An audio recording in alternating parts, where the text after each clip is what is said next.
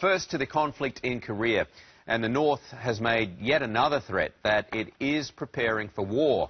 Joining us now live from Seoul, 9 reporter Mark Burrows. Hello to you, Mark. Reports this morning that the North Korean government is going to ramp up production of artillery. What are the details there?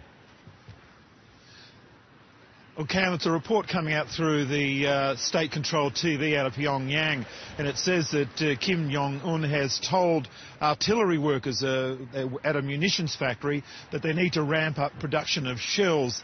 He said North Korea needs good quality artillery shells in case the country has to make a preemptive strike. Also, another report coming out of North Korea, reported by the Chinese news agency, saying that the foreign ministry in North Korea is saying it's not a case of whether there will be a missile strike, but when. All adding to the tension, Cameron. Yeah, well, the US government is playing its own role in this because they are monitoring the situation, of course, and they do seem to be taking things more seriously in the last week or so. They're set to send in some drone surveillance.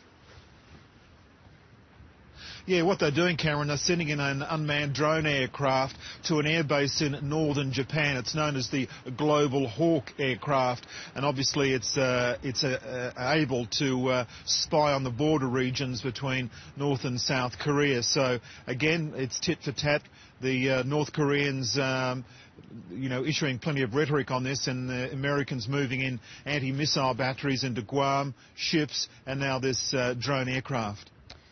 You're not far away from the source of all this tension. Do you get the feeling in Seoul that there's some sort of attack imminent, or is it business as usual there?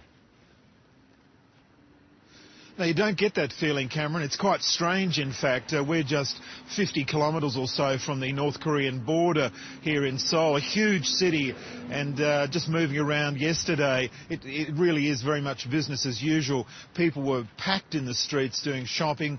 Coffee shops were going nuts. It was just very much, very normal. We did speak to a few people, and they just believe that South Korea will be okay, they kept on saying. They believe that South Korea has a superior military force. They'll be able to neutralise anything that the North Koreans do offer. I did speak to one lady. She told me that her father is a soldier working close up to the border, and she was a bit concerned about it.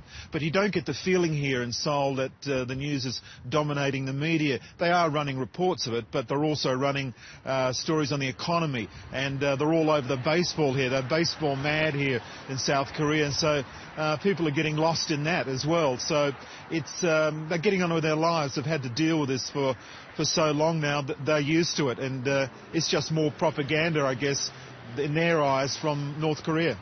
Or maybe a sense that they've seen it all before. I hope they're right about that. Mark Burrows, thanks for your time this morning.